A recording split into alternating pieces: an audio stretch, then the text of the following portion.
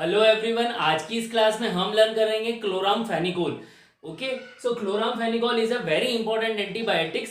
सो chloramphenicol जो है सबसे पहले हमें 1947 जब भारत आजाद हुआ था तो उस टाइम पे क्लोरामफेनिकोल की डिस्कवरी हुई थी। और क्लोरामफेनिकोल जो ऑब्टेन किया था वो स्ट्रेप्टोमाइसिस वेनेजुएली से हुआ था। Okay, so it was obtain from Streptomyces venezuelae. Now but आज की केस में जो भी इसका जितना भी मार्केट में प्रोडक्शन हो रहा है दैट इज सिंथेटिकली ये ऑब्टेन हो रहा है। अगर हम इसके कुछ फैक्ट्स जानने की कोशिश करते हैं कि क्या इसके फैक्ट्स हैं, सो इसका जो अगर हम इसके ये सॉलिड जो सॉलिड फॉर्म में ये मिलता है हमें, और जो सॉलिड होता है this is obtain in the solid form and it is in the yellow white crystalline nature. Okay, इसके जो हमें क्रिस्टल्स मिलते हैं वो येलो वाइट कलर के मिलेंगे। देखिए इस तरह से जो है ये येलो वाइट कलर के क्रिस्टल्स आपको मिल जाएंगे। ओके, नाउ अब अगर हम इसके एक्वस सॉल्यूशंस की बात करें, अगर इसका एक्वस सॉल्यूशन अगर हम देखें तो इसका एक्वस सॉल्यूशन जो होता है वो स्टेबल होता है and it need protection from the light, need protection from light। Okay, इसका मतलब ये है कि जब हमको इसकी स्टोरेज कंडीशन देखनी होगी तो स्टोरेज कंडीशन में भी क्या होगा कि हमको इसको क्या करना पड़ेगा, प्रोटेक्ट करना पड़ेगा लाइट से। Okay, so these are some facts about this chloramphenicol. Now moving on the its mechanism of action. So अगर हम इसका मैकेनिज्म ऑफ एक्शन देखें, so mechanism of action it means the drug is drug क्या है, protein synthesis inhibitor है। Drug जो है वो कैसी है, protein synthesis inhibitor. Okay, so ये बैक्टीरियल प्रोटीन सिंथेसिस को इनहिबिट करेगी और ये बाइंड कहां पर करते, it bind on 50s ribosome. Okay, near to the A site, 50s ribosome पर बाइंड करती है जो कि ए साइट के नियर बाय है।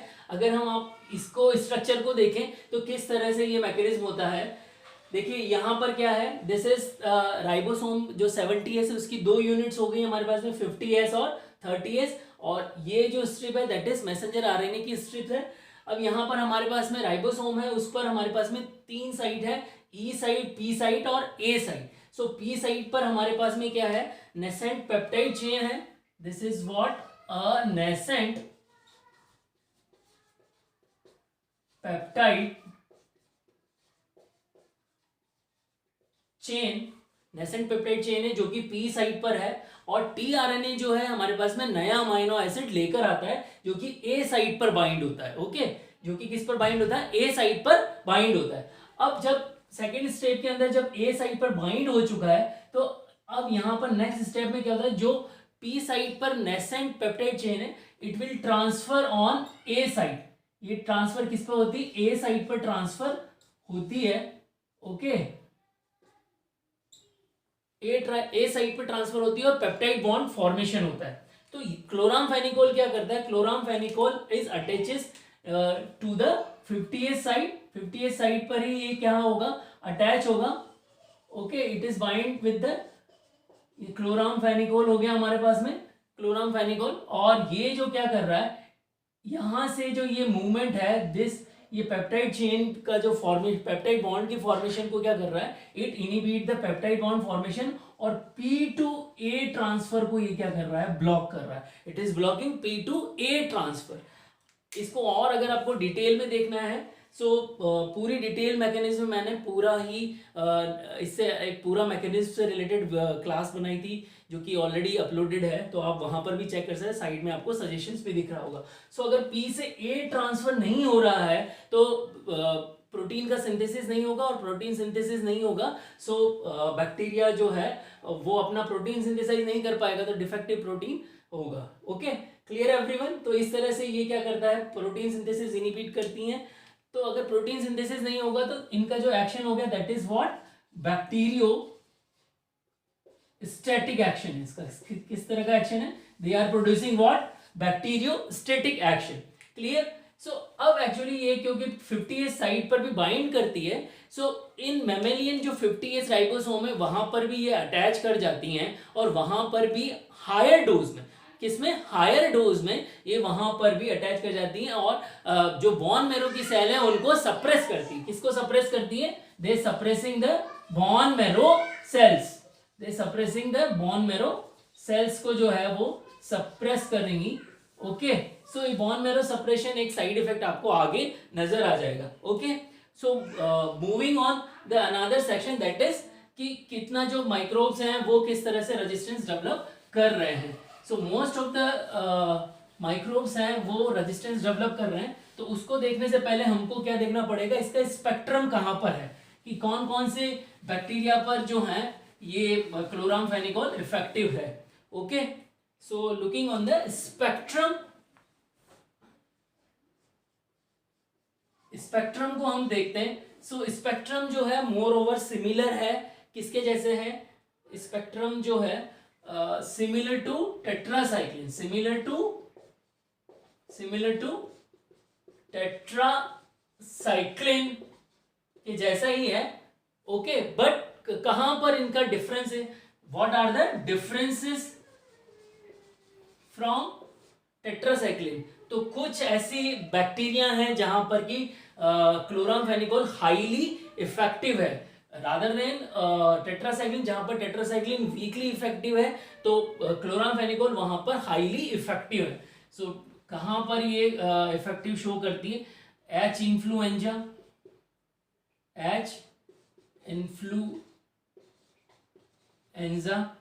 Then Neisseria meningitis, okay, anaerobic bacteria and Klebsiella. Okay, so these are the some 4 bacteria जहां पर कि क्लोरामफेनिकोल हाईली इफेक्टिव। इवन अगर हम बात करें तो हायर कंसंट्रेशन पर, at higher concentration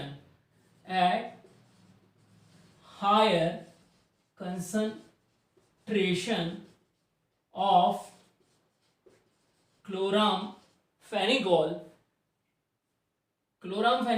cause bactericidal action. Chloramphenicol cause bactericidal action on H. influenza and Neisseria meningitis. So यहाँ पर किस तरह का एक्शन कॉज कर रही हैं? They are causing what? Bacteriocidal action. तो ये क्वेश्चन जो है आपका इंपॉर्टेंट है। यहाँ पर ये क्वेश्चन बन सकता है for the NEET PG as well as GPAT exam, NIPER exam और फार्मासिस्ट एग्जाम।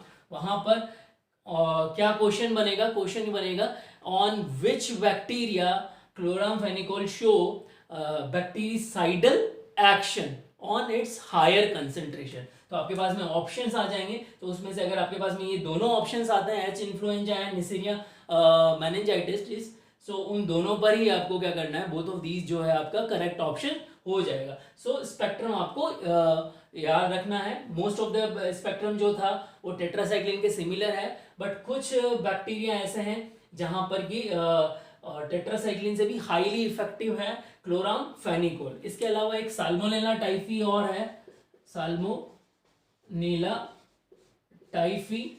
हालांकि अब जो है मोस्ट ऑफ द बैक्टीरिया ने, साल्मोनेला टाइफी ने जो है रेजिस्टेंस डेवलप इसके अगेंस्ट में कर लिया है। Okay, so this is the spectrum of chloramphenicol. Now moving on the resistance की जो बैक्टीरिया है उन्होंने किस तरह से रेजिस्टेंस डेवलप कर लिया है। Okay, so resistance is also a important part. So resistance को देखते हैं कि किस तरह से इन्होंने रेजिस्टेंस डेवलप किया है। Okay, so moving on resistance. So resistance दो तरीके से बैक्टीरिया ने क्लोरामफेनिकोल के अगेंस्ट में डेवलप किया है। फर्स्ट जो है that is transfer of R factor, transfer of R factor. और जो सेकंड है that is decrease in permeability. Okay, so one by one दोनों को समझने की कोशिश करेंगे। यहाँ पर ट्रांसफर और आर बैक्टीरिया मोस्टली जो ग्राम नेगेटिव बैक्टीरिया है, gram negative bacteria like salmonella typhi, okay, उन्होंने इस मैकेनिज्म के थ्रू जो है रेजिस्टेंस डेवलप किया है। तो इसको देखने की कोशिश करते हैं, देखिए किस तरह से ये कॉज करता है। देखिए सबसे पहले हमारे पास में क्या है, ये जो है साल्मोनेला टाइफी है। Okay, this is what a salmonella typhi. Salmonella typhi का ये साइटोप्लाज्म येलो कलर में आपको नजर आ रहा होगा, दैट जो रेड कलर में राउंडेड शेप में है दैट इज सेल वॉल हो गई, और इन साइड में जो रेड कलर में है ये उसका न्यूक्लियस हो गया। न्यूक्लियस के अंदर है जो ग्रीन कलर में आपको शो हो रहा है दैट इज डीएनए मॉलिक्यूल है उसका, और जो ब्लू कलर में शो हो रहा है ये हमारे पास में क्या है, आर प्लाज्मिड है साल्मोनेला टाइफी का। ओके, सो अब क्या होता है, जो बैक्टीरिया साल्मोनेला टाइफी है उन्होंने क्या किया है, क्लोरामफेनिकोल के अगेंस्ट में रेजिस्टेंस डेवलप किया। वो कैसे किया है, तो यहाँ जो आर प्लाज्मिड है, R plasmid is encoded for one enzyme that is what, acetyl transferase, that is what, acetyl transferase. ये आर प्लाज्मिड जो है एसिटाइल ट्रांसफरेज के लिए एनकोडेड होता है। ओके, और एसिटाइल ट्रांसफरेज एक इंपॉर्टेंट एंजाइम है। अगर ये एसिटाइल ट्रांसफरेज अगर किसी दूसरे साल्मोनेला टाइफी के अंदर ट्रांसफर हो जाएगा अगर ये एंजाइम, तो क्लोरामफेनिकोल कहाँ क्या हो जाएगी, उसके अंदर इनएक्टिवेट हो जाएगी। तो देखिए ये जो आर प्लाज्मिड है, if it is transfer into the, this is another salmonella typhi, और इस साल्मोनेला टाइफी के अंदर अगर ये एसिटाइल ट्रांसफरेज जो आर प्लाज्मिड है, आर प्लाज्मिड जो है वो इसमें अगर ट्रांसफर हो जाता है, now this salmonella typhi is encoded with the having a gene of acetyl transferase. इसके अंदर कौन सा जीन हो गया, एसिटाइल ट्रांसफरेज का जीन हो गया, मींस आर प्लाज्मिड हो गया। तो अब यहाँ पर इस वाले साल्मोनेला टाइफी में जो है वो क्लोरामफेनिकोल इनएक्टिवेट हो जाएगी। ओके, क्योंकि एसिटाइल ट्रांसफरेज जो है वो क्लोरामफेनिकोल को इनएक्टिवेट कर देता है। सो this is the one mechanism for development of the resistance. Second mechanism क्या है, decrease in the permeability. So decrease permeability किस तरह से डिक्रीज हो रही है, देखिए ये यहाँ पर सेल वॉल है, सेल वॉल है। अब क्लोरामफेनिकोल जो है सेल के अंदर मूव कर रहा है, क्लोरामफेनिकोल क्या कर रहा है, ये हमारे पास में क्लोरामफेनिकोल है और ये सेल के अंदर मूव कर रहा है, ये बैक्टीरियल सेल है, this is what, bacterial cell. Chloramphenicol अंदर मूव कर रहा है। सो क्लोरामफेनिकोल किस तरह से अंदर मूव करता है, तो दो तरीके से मूव करता है। The first one is passive diffusion, passive diffusion, और second one is what, facilitated transport. तो दो तरीके से क्लोरामफेनिकोल सेल के अंदर मूव करता है, और सेल के अंदर मूव करने के बाद में ये क्लोरामफेनिकोल यहां पर आ गया है, और उसके बाद में क्या करता है, it increase the permeability of the microbe. Okay, chloramphenicol increase कर देता है। तो परमिएबिलिटी अगर बढ़ गई, इसका मतलब सेल में जो है परमिएबिलिटी, यहां से आप देखिए इस तरह से सेल की परमिएबिलिटी बढ़ गई। इसको हम इससे समझने की कोशिश करते हैं। देखिए ये क्या है हमारे पास में, this is what a cell wall, this is what a cell wall of a microbe. Okay, तो यहाँ पर ये आप परमिएबिलिटी की, यहाँ पर आप देख सकते हैं यहाँ पर कितने होल हो रहे हैं। तो ये होल जो अगर ज़्यादा हो गए तो इसका मतलब क्या हो गया, इसकी परमिएबिलिटी इंक्रीज हो गई। बट अगर माइक्रोब ने अगर रेजिस्टेंस डेवलप कर लिया है तो वो एनी हाउ जो है परमिएबिलिटी डिक्रीज कर देगा। मींस यहाँ से जो सेल है वो उसकी परमिएबिलिटी डिक्रीज हो जाएगी। अगर परमिएबिलिटी डिक्रीज हो जाएगी तो क्या होगा, इसका रेजिस्टेंस डेवलप हो जाएगा, क्लोरामफेनिकोल इनसाइड में एंटर ही नहीं कर पाएगा, क्योंकि उसकी परमिएबिलिटी जो है वो डिक्रीज हो गई, और due to decrease in the permeability जो अंदर के सेल ऑर्गेनेल्स हैं वो भी बाहर नहीं निकलेंगे। Okay, so this is the two mechanism of the development of the resistance. Okay, hopefully ये दोनों आप लोगों को रेजिस्टेंस की मैकेनिज्म जो है समझ में आ गई होगी। तो ये क्वेश्चंस आता है नीट में पहले क्वेश्चन आया हुआ है कि chloramphenicol develop the resistance through which mechanism. So one is the R factor and second one is the decrease in the permeability. Okay, now moving on the its pharmacokinetic parameters. Okay, so pharmacokinetic parameters जो है हमारे पास में वो काफी importance रखते हैं. Pharmacokinetic parameters. Okay, so looking on the pharmacokinetic parameters of chloramphenicol. Okay, so chloramphenicol को अगर हम देखते हैं तो chloramphenicol is what? It is a rapidly absorb. It is what? Rapidly absorb. Okay, rapidly absorb हो जाती है. सेकंड जो है, अगर इसका प्लाज्मा प्रोटीन बाइंडिंग जो है इसकी ऑलमोस्ट 50 to 60% है. टी ऑफ अगर हम देखें तो इसका 3 to 5 आवर्स है. 3 to 5 आवर्स है. और अगर इसका VD means volume of distribution, volume of distribution जो है इसका 1 लीटर पर केजी है. ओके, इसका जो मेटाबॉलिज्म होता है थ्रू मेटाबॉलिज्म जो है दैट इज थ्रू कॉन्जुगेशन होता है. Conjugation by glucuronic acid. Glucuronic acid के थ्रू जो कॉन्जुगेशन होता है. So it is partly excreted through liver and little is excreted unchange. Little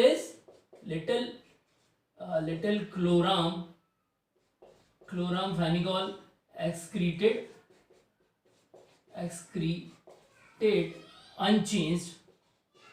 unchanged in urine.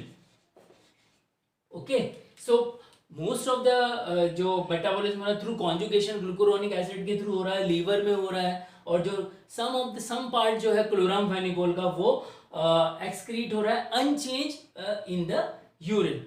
Okay, so यहाँ पर जो भी पेशेंट लाइक सिरोटिक्स के पेशेंट्स हो गए, किसके पेशेंट हो गए?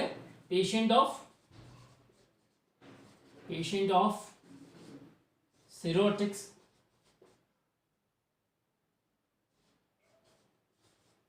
सिरोटिक्स के पेशेंट्स हो गए या फिर नियोनेट्स हो गए. सो नियोनेट्स और सिरोटिक्स के जो पेशेंट्स हैं उनमें ऑलरेडी जो है they having decrease facility of conjugation. तो वहां पर मेटाबॉलिज्म उसका डिक्रीज हो जाएगा और ड्रग की कंसंट्रेशन बढ़ जाएगी. Okay, so need to little bit decrease of the doses. Okay, in those patient. Clear? So this is about the pharmacokinetic parameters of the chloramphenicol. अगर हम क्लोरामफेनिकोल की दो इंपॉर्टेंट और बात है, अगर हम इसकी डोजेस देखें सो यहाँ पर इसके दो डोजेस फॉर्म हो रहे हैं. That is chloramphenicol palmitate and chloramphenicol succinate. Okay, succinate को जो है हम लाइक इन द इंजेक्शन की फॉर्म में यूज कर रहे हैं. Okay, so this is what unstable sorry this is palmitate है. पाल्मिटेट जो है ये एस्टर की फॉर्म में होता है. It is what ester.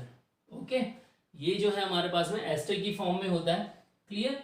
सो दोनों ही हमारे पास में अलग अलग एस्टर्स की फॉर्म में है, बट इनकी सॉल्युबिलिटी और जो कुछ पैरामीटर्स है वो आपस में एक दूसरे से डिफर कर रहे हैं. Clear everyone?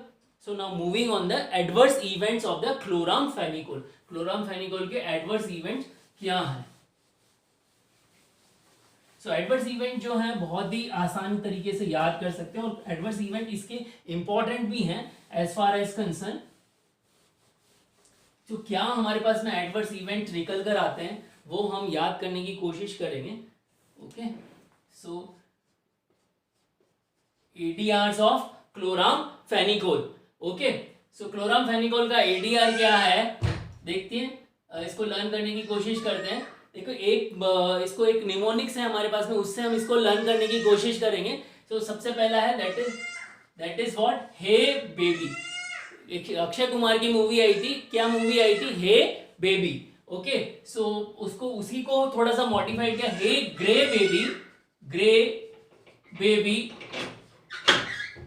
हे ग्रे बेबी, ओके, हे ग्रे बेबी बोन, ओके। सो इसी से हम लर्न करने की कोशिश करेंगे। द फर्स्ट वन इज हे से हो जाएगा हमारे पास में hyper sensitivity reaction. This is what hyper sensitivity reactions.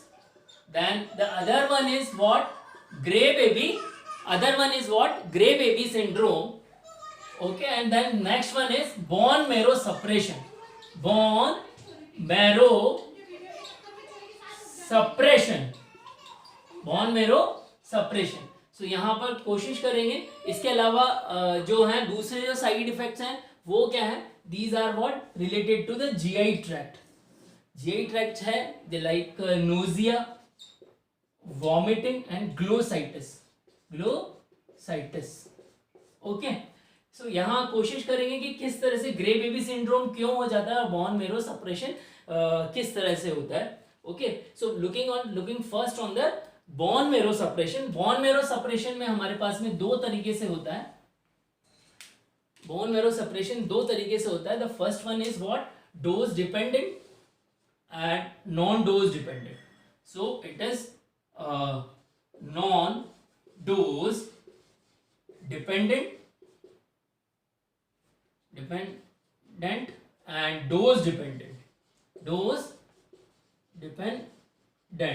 Okay, so non dose dependence है, इसका मतलब ये नॉन प्रेडिक्टेबल है। इट इज नॉन प्रिडिक्टेबल है, इसको प्रेडिक्ट नहीं कर सकते। ओके, और ये रेयर होता है and it is causing what? Aplastic anaemia. It is causing what? Aplastic anaemia. Okay, now looking on the dose dependent bone marrow suppression. तो डोज डिपेंडेंट ये कैसा है? प्रेडिक्टेबल है, इसको प्रेडिक्टेबल है। ओके, एंड हाई डोज पर होता है, at high dose and it cause माइलियो suppression.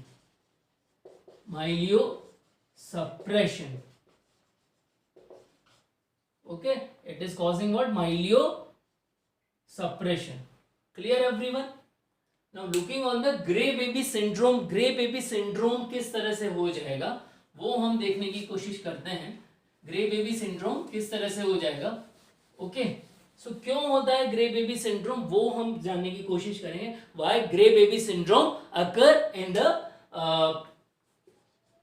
Children's, mostly जो नियोनेट्स हैं, neonates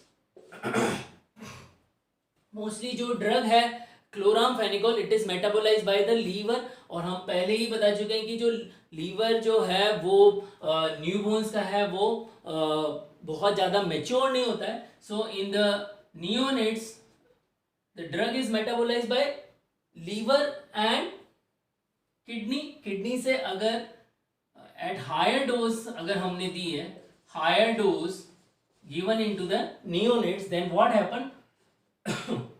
drug is less excreted। Drug की जो है लेस अमाउंट एक्सक्रीट होगा and increase higher amount remain in liver. Higher जो है क्योंकि ड्रग जो है मेटाबोलाइज नहीं हो रही और एक्सक्रीट नहीं हो पा रही है, तो जो उसका हायर अमाउंट है वो लीवर में रह जाएगा। अगर high amount remain in the liver तो उससे क्या होगा? It will cause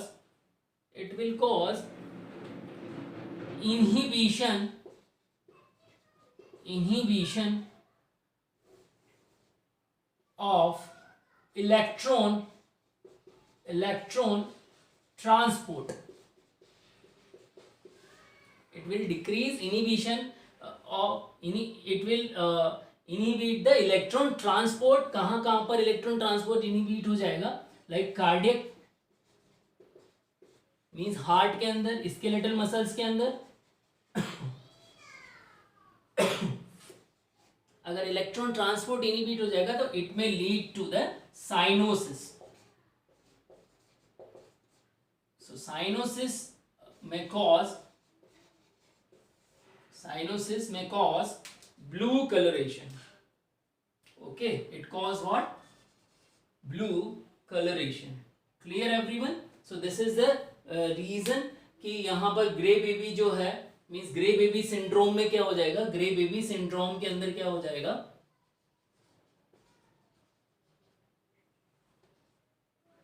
so in grey baby syndrome क्यों हो रहा है, क्योंकि इलेक्ट्रॉन ट्रांसपोर्ट का इनहिबिशन हो रहा है. ओके एवरीवन, सो इसको आप शॉर्ट ट्रिक से याद रखो, हे गे बेबी बोन से याद रख सकते हैं. Now moving on the adverse event हमने लर्न कर लिया. अब हम इसकी यूजेस देखने की कोशिश करते हैं. So what are the uses of chloramphenicol? So chloramphenicol के जो uses हैं वो काफी लिमिटेड है, क्योंकि जो chloramphenicol है उसकी टॉक्सिसिटी बहुत ज्यादा है. अगर इसकी टॉक्सिसिटी ज्यादा है तो उस वजह से इसका यूज जो है वो डिक्रीज हो चुका है. ओके, फिर भी जो कहाँ पर ये यूज आ रही वो हम इसको देखने की कोशिश करते हैं. So where we are using, uses याद रखने के लिए हमको सबसे पहले याद रखना होता है स्पेक्ट्रम. तो स्पेक्ट्रम मैंने आपको बताया था कि जो स्पेक्ट्रम टेट्रासाइक्लिन का वही स्पेक्ट्रम किसका है, क्लोराम्फेनिकोल का. तो इसको याद रखने के लिए हमारा जो ट्रिक है that is what, Batman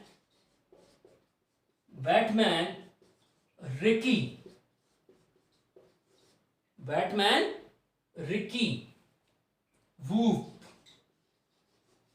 okay, Batman Ricky woof, इससे याद करते हैं. सो बैटमैन के 20, बैटमैन आपको पता ही है हॉलीवुड मूवीज का जो है एक कैरेक्टर है. ओके, उससे याद रख सकते हैं, और उसका नाम क्या है, रिकी, उससे आप याद रख सकते हो. सो बी फॉर हो जाएगा हमारे पास में ब्रुसेलोसिस, ए फॉर हो जाएगा एनारोबिक इन्फेक्शन, एनारोबिक इन्फेक्शंस. सो एनारोबिक इन्फेक्शंस में हमारे पास में है एनारोबिक इन्फेक्शन में हमारे पास में है wound infections and intra abdominal